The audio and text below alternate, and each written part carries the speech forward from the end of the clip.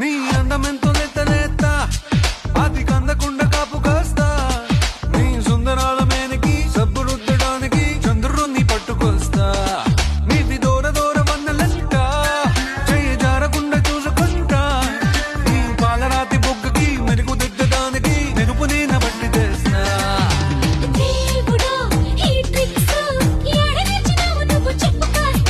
స్కూల్కి వెళ్ళి చదవలేదు